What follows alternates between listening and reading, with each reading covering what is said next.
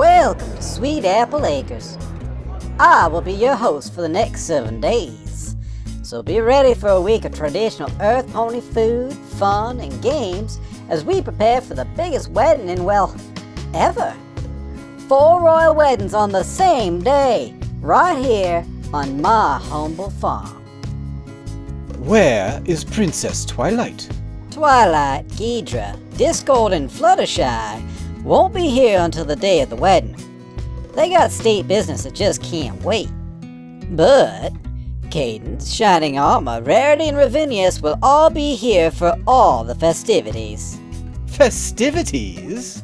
Just how do you propose to entertain unicorn nobility for 7 days in this primitive facility?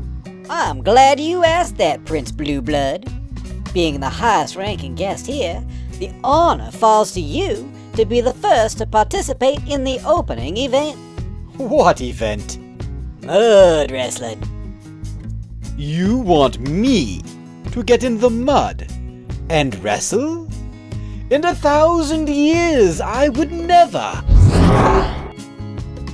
I would never have believed that I would be granted the honor of opening the celebration of such a historic wedding.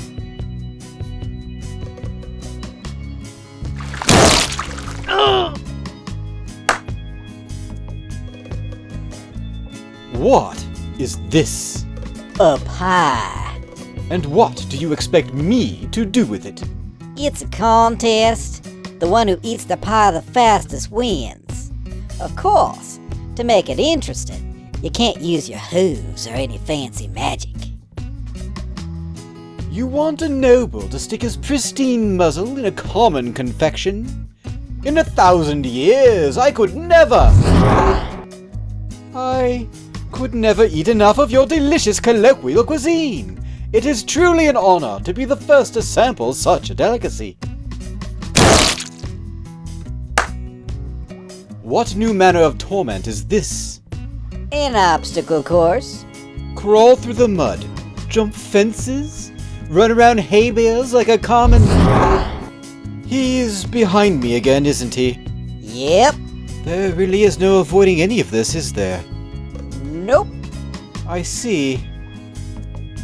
Well, as long as my hooves are already chipped, and my coat is already stained, I might as well have some fun with this.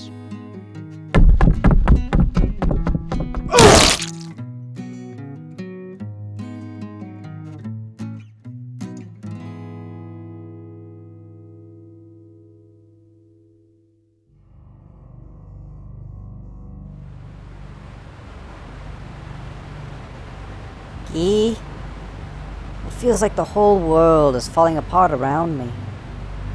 Sombra has taken the Crystal Empire, Luna has defected, and Celestia is readying the army to march north to face him. It's open war, Guy. Millions of ponies could die, and Celestia won't even grant me an audience to try to talk her out of it. And Spike? Spike is with her. He could die.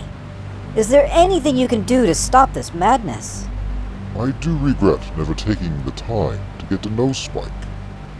As a young dragon, there was much I could have taught him about himself. Perhaps his choices would have been different if I had. But now he has made his choice, Twilight, and short of kidnapping him, there is nothing I can do to save him from his own choices. In similar fashion, the unicorns follow Celestia of their own free will. Therefore, I cannot stop Celestia without ending up going to war against the unicorns myself. Those who seek destruction will find it, my beloved. There is no power in heaven or earth that can prevent that. So, that's it then. The world will fall into the horrors of war. We have all this power, but we can't do anything to stop it. Well, if you can't do what is necessary, then it is necessary to do what you can. Those are my father's words. Don't act surprised, Guy. I have his book after all. And the darker things get, the more sense it makes to me. So, we need to focus on what we can do. We can't stop Celestia from fighting. But if Celestia goes to war, there's a chance Sombra will kill her. And if he does, we need to be prepared for what will happen after.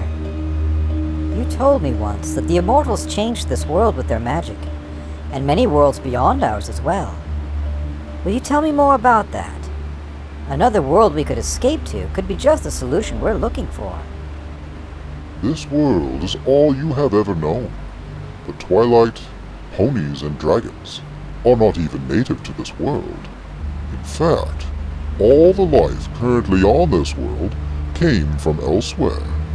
Ponies and dragons came here from the twin worlds of Equus and Draconis, in a star system on the fringes of this galaxy. Wait, we aren't even from here? How did we end up here then?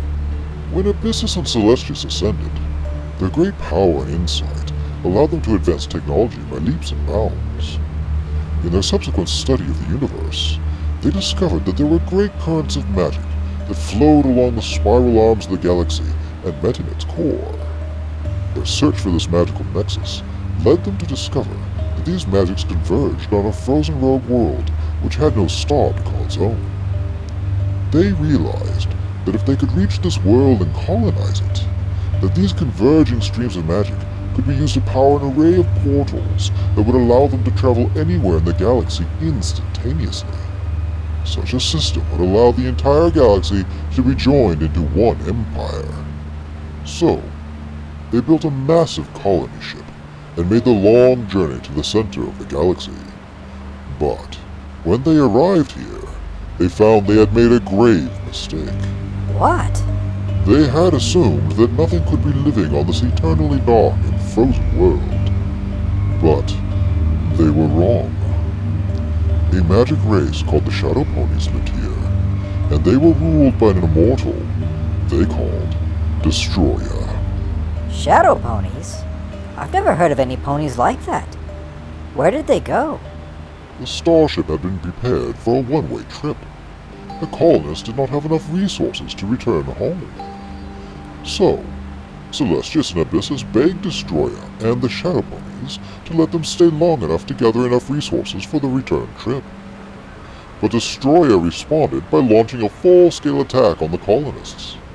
Abyssus and Celestius were very powerful, but Destroyer turned out to be a master sorcerer, and he was aided by an endless tide of Shadow Pony warriors. Abyssus and Celestius were doomed to lose a battle of attrition. So in that desperate hour, Abyssus and Celestius did what they had to do. What did they do? They released the power of the artificial sun they had brought with them to warm the starless world. Heat and light of that intensity were alien to the Shadow Ponies and an absolute poison. Their warriors faltered and fell, and Destroyer, seeing his time was short, made one last desperate attempt to kill Abyssus and Celestius. But the sun had weakened Destroyer as well, and without the Shadow Pony warriors, he had lost his advantage. So Celestius and Abyssus defeated him. But But what? they could not destroy him. You see, every time Destroyer would suffer a mortal wound, the element of death would reanimate him. He had sold his soul so completely to the element of death that he lived in a state of eternal undeath. He was dead while he yet lived, and as such, was unkillable. Destroying his body was only a temporary victory. So, Celestius and my father did the only thing they could. They sealed Destroyer away with powerful magic, as an eternal prisoner. My father warned me, however, that if the power of death was ever allowed to grow too strong on this world, Destroyer might break free of his prison, and if Destroyer had that much power, it would be the very end of days. Well, what about the elements of harmony? Even if Destroyer did return, couldn't we use them to stop him? It may well be that Celestius originally intended the elements of harmony for that very purpose, and they have proven very effective against the sorcery of Nightmare Moon. Ultimately, though, I see it suffering the same problem as before. Destroyer would just keep regenerating until the Tree of Harmony ran out of power. Destroyer will always win in a war of attrition. However, Twilight, this isn't even an option for us anymore, because there are no elements of harmony without the element of kindness. Fluttershy, of course. She had to choose. So does this mean we have another enemy to worry about? I have no reason to suspect the return of Destroyer, Twilight. Whatever my father did to imprison him has worked for 2 millennia. I only bring it up because the defeat of Destroyer was the key to the colonization of this world and the empire the ancients created thereafter. So what happened to the colony ship that brought our ancestors here? If it is still around somewhere. Once the teleportation gates were established in Haven, allowing instant travel anywhere in the galaxy, starships became an antiquated technology. So there were none left by the time I hatched. The concept of such a ship fascinated me though, so I asked my father about the colony ship. But my father told me simply that the ship had been hidden to keep it safe. He said it would not be found until the day it was truly needed, and not before. Then why didn't it appear during the Dark Years? It surely was needed then. Was it, Twilight? Things did become desperate during the Dark Years because the sun dimmed. But perhaps because Celestia yet lived, the sun did not die completely, and so the ship didn't appear. I cannot be certain, Twilight. I have no idea what will trigger the appearance of the ship, or if it even still exists. It has been well over 1,000 years since I had that discussion with my father. The ship may have been destroyed somehow. So another dead end. But still, there has to be a way. What about the ruins of the old gate in Haven? Is there any chance of restoring it? If so, we could escape that way. Twilight, I destroyed the city of Haven by overloading the gate matrix. It was the destruction of the gate that incinerated the city. The gate is gone. Even with the Abyssal Library, trying to resurrect technology of this level would take decades, if not centuries, because of all the supporting technologies that would have to be advanced first. Computers, chemistry, metallurgy, astrophysics, and metamagic would all have to be revived to pre-fall levels for it to even be plausible. Well, if we can't find a starship, maybe we could build one. That technology predated the gates, so it must be easier. That is more plausible. The problem with space travel is speed. It would take centuries for conventional propulsion to get us to even the closest stars. To address this problem, the ancient starships used a technology that was a precursor to the gates. They would charge up their capacitors for a time, then create a temporary portal that would carry them a great distance across space. This allowed them to bypass the speed limitations inherent in both physical and magical propulsion. It would be difficult, but it might be possible to construct a primitive jump drive with our current level of technology, especially since Discord seems to have some expertise in the creation of portals. It would still take years to build such a ship, but I suppose it would be the best option that we've considered so far. Well, when Celestia's died, there was at least a decade of power left in the sun. So we should have enough time to build something like that. Yes, that could work. Twilight, I don't think we should count on that. Why not? I have considered it carefully. There is just no way the sun could have continued to shine for so long, even in a diminished capacity, without an immortal feeding it power. Immediately after Celestia's died, the sun went dark, but after a short time, it came back to life. I suspect the sun cannot shine at all without an immortal powering it, and when its source of power failed, it immediately started searching for a new host, and when it found one, it came back to life. Celestia? Of course. The problem was that Celestia still hadn't awoken her full potential, and was unwilling besides, so the sun was reduced to operating on a mere trickle of power, which grew even weaker as Celestia fell ever deeper into despair. If that's the case, then the moment Celestia dies... Eternal darkness. It will make the Dark Years seem a summer festival by comparison.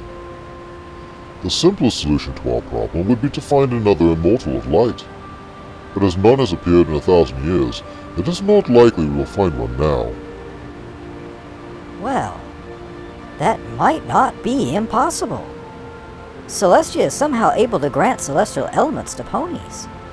She granted me the power of friendship, and she granted Cadence the power of love. If we knew how she was doing it, maybe we could make a new Immortal of Light. Do you have any idea how she is doing it? Well, no. But I do know where to start looking. The same place where she created me. There is an abyssal laboratory she's been using on the moon. If there is an answer, it will probably be there. So, I guess it's back to the moon. We should probably get to work right away. I cannot go with you, Twilight. Why not? I'm sure Xena would be glad to see you. She obviously adores you. Xena is not the issue, Twilight. At least not directly. The library will not tolerate my presence. The Abyssal Library won't let in the Lord of the Abyssals? Why not? Only the library knows all its reasons. But one is obvious enough. The library is jealous of me. Seriously? The library is jealous? You said it yourself, Twilight. Xena adores me, as I do her. But when she was still very young, the library chose her to be its librarian, and Xena accepted. Until that time, I had assumed we would end up together. I was still very much a child at the time, but it still broke my heart. And while Xena puts up a brave front, I think a part of her own heart still longs for the life she sacrificed to serve the library. And that is probably why, whenever I have attempted to visit her, the library has shut me out. Xena chose a library over you? Even as much as I love libraries, I can't imagine how she could make that choice. But I sure am glad she did. It's okay if you can't come along. If there is one thing I'm good at, it's research. Xena and I will work on the problem. But before I go, there is something I need before I'll be of any use to anyone. And it's the real reason I'm here today. Oh? What is...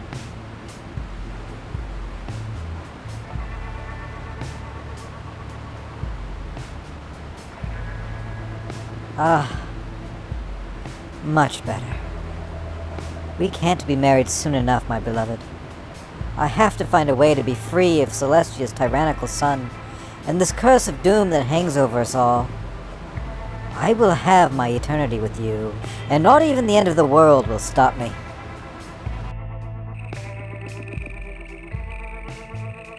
You're still here. I thought you'd be at the spa for a groom and a hoofacure by now. I was headed that way, but when I saw these stars, I was captivated. I've been to Canterlot a few times, and while the lights of the big city can be beautiful, they ain't got nothing on the lights of the big country.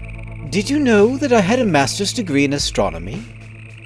Canterlot has the most powerful telescope in the world, and I spent 6 years of my life studying these very stars. And yet, sitting here tonight, I feel as though I'm seeing them for the very first time. I feel like I've been seeing you for the first time. You've been showing a side of you these last few days I never thought I'd see. I thought I was going to hate everything about this week. It was just yet another unpleasant thing my social status required of me. And for the first few days, I did resent it.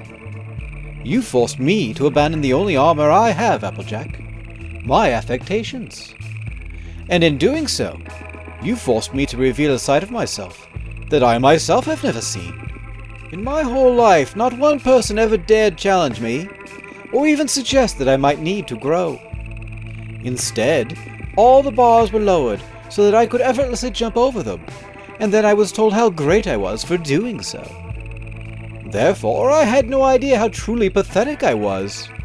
That is, until your simple challenges revealed the depth of that deception. It made me start to question who I actually was, and the society which had made me. After all, if I was so blind to my own failings, what else was I not seeing? But now I do believe the pieces are starting to fall together for me. And it all started with accepting one simple truth. What?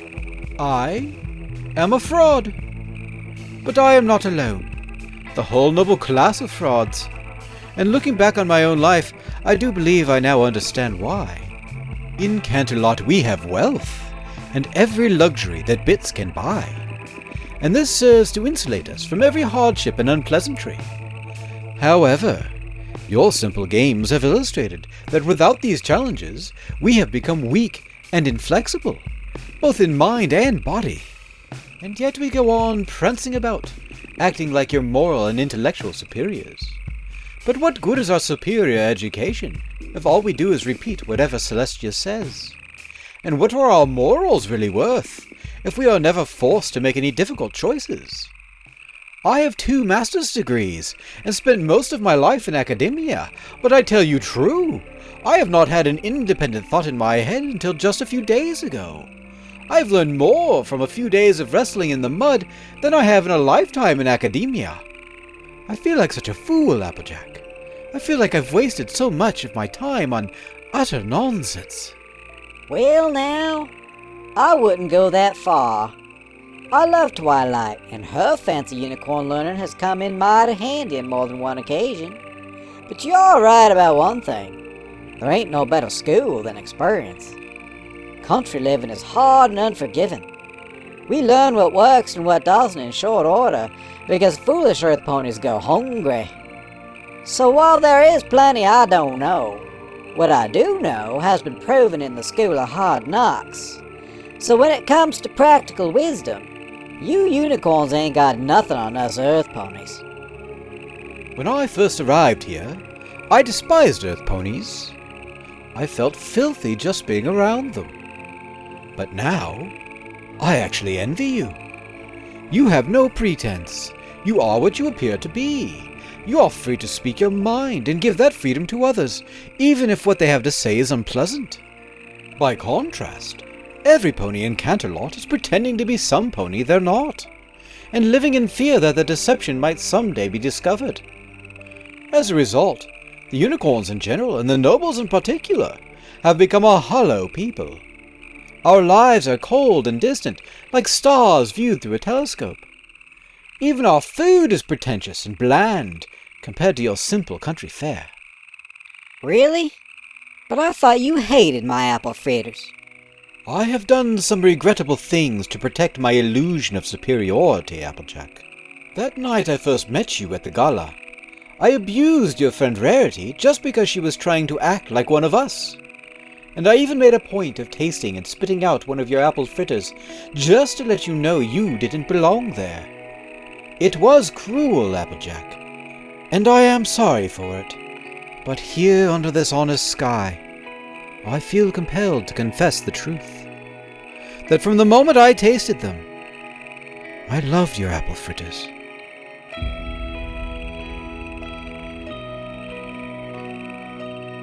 Wait, this ain't practical. I tried living in the big city once. I couldn't do it.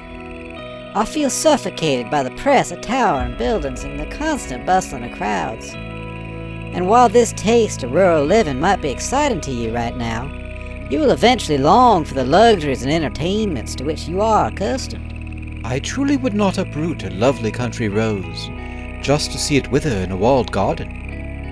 And a simple farm life, while tempting, is truly beyond the reach of my station, and perhaps beyond the reach of my temperament as well. However, there is always Ponyville. What about it? Could you live there?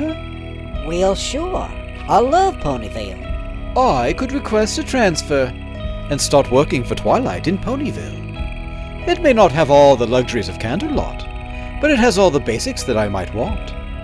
And if you were there, I do now believe it would have everything that I need. What about your high society? If they don't even like you eating commoner food. This past week you have forced me to set aside the burdens of maintaining my social pretense. And now that I face picking it back up again, I don't think I can. Chasing after social status only makes you a slave to petty whims of fashion and the cruel arrogance of public opinion. I've tasted freedom now, Applejack, and that is not a taste I can easily forget. And let's not forget, I am a prince. Celestia adopted me as a political favor to my family. I never spent any time with her, of course, but that still does make me an official equestrian prince.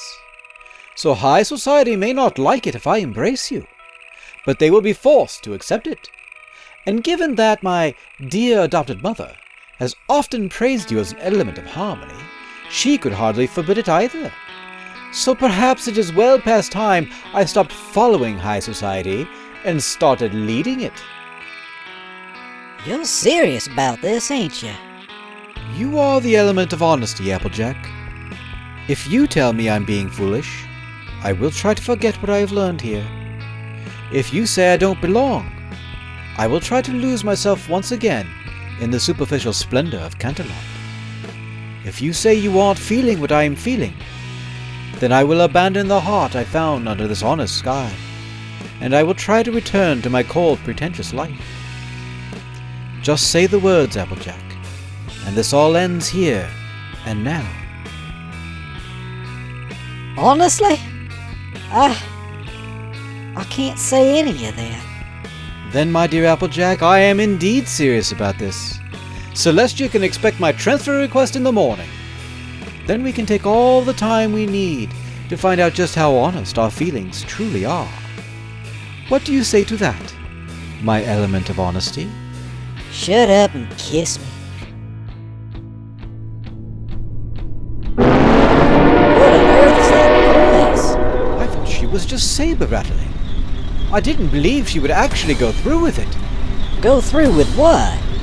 That sound, Applejack. It is the very herald of terror. It is the very sound of war. And if Celestia has misjudged her enemy, it could be the very end of us all.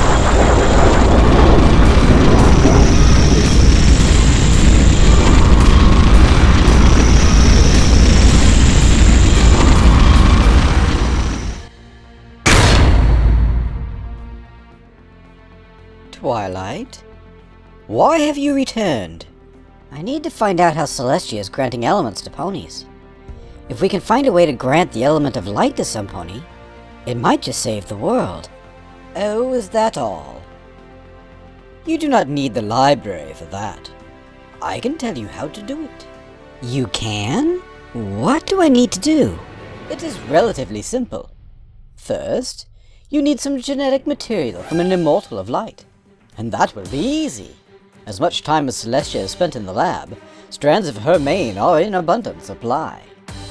Next, you need to grow between 20 and 30 clones in the growth chambers. Oh no. Oh yes, Twilight. I think you can guess what happens next. Clones, unfortunately, only have a tiny fraction of the original's magical power. But if you extract and combine the essence of a few dozen or so, you can achieve the critical mass necessary to compel a magical element. And when you extract their essence, what happens to the clones? They die, Twilight. But what are the lives of a few dozen nameless innocents when weighed against the survival of the world? If I'm willing to do something this evil, how long would it be before I'm the reason the world is at the brink of disaster? No, I can't do this. This kind of magic, no matter what it promises, it can only hasten the world's end, not prevent it. You are starting to sound like Ghidra, Twilight, and I cannot say just how relieved I am to hear it.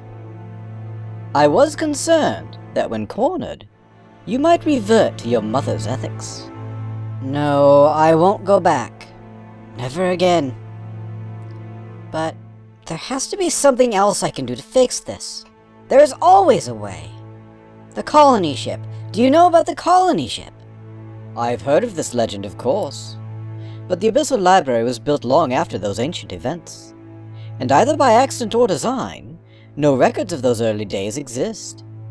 So neither I nor the library know where the colony ship is, or even where to begin looking for it. So what do I do now? You were my last hope. Did you truly come to the Princess of Sorrow, seeking a message of hope, Twilight? Surely you are not so great a fool as that.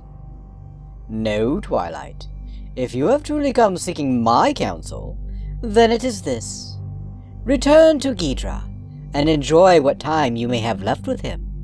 For I have foreseen what is coming since before Celestia was born. The fate of this world is sealed in darkness. There is no harder thing for me to accept than the idea that there is no way to change things. For the longest time, I couldn't accept it either, Twilight. That is why I became the librarian in the first place.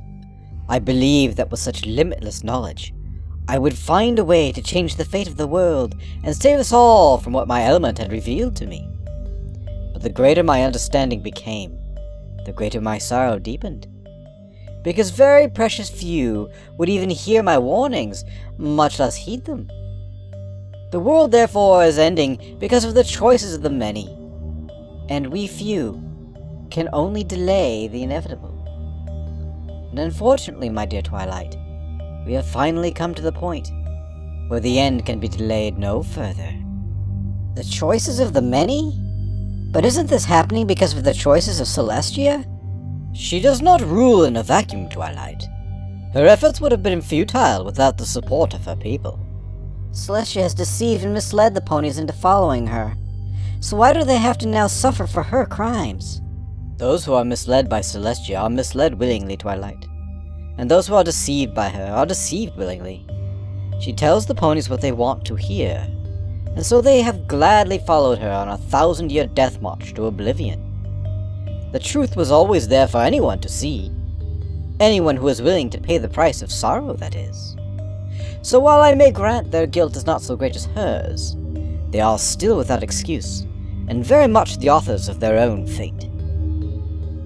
I don't want to admit it, but I know you're right. There were many times growing up that the things that Celestia taught me didn't feel right. But it was always easier just to accept it than to question it. For most of my life, I was one of those ponies blindly following Celestia. And if I hadn't met Ghidra and you, I may never have found the courage to be otherwise. How do you live knowing the end is coming, and you can't do anything to stop it? One vision has kept me going, Twilight. When I cast my eyes to the darkness of the end, I can feel Ghidra peering back at me. For in that moment, there will be only terror. I do not know what the vision truly means, Twilight, but it is something to hold on to whenever I feel the gravity of despair. For if I believe in anything now, it is Ghidra. I believe in him, and that is enough. Thank you, Xena. I think I now know what I have to do. Will you at least come to our wedding? Celestia can't keep you trapped here anymore, and there's no reason you should be alone at a time like this. I am not alone, Twilight. I have the library. And I will certainly not leave the library to face its end on its own. For if we must perish, we shall perish as we have lived, together as one. I may regret not bonding with Ghidra, Twilight, but I have never regretted bonding with the library. Our life together has been most delicious. So now go, for tomorrow is your wedding day, and if there is to be any spark of hope that can lead us through the coming darkness, that is where you will find it. Say what you want, Xena. You will always be my Princess of Hope. Then let me offer you one final oracle and warning. No matter what happens, when the darkness falls, you must not leave Ghidra's side, no matter what. I won't. There's nothing left that can keep us apart. And neither will I say goodbye, because I have to believe we will meet again.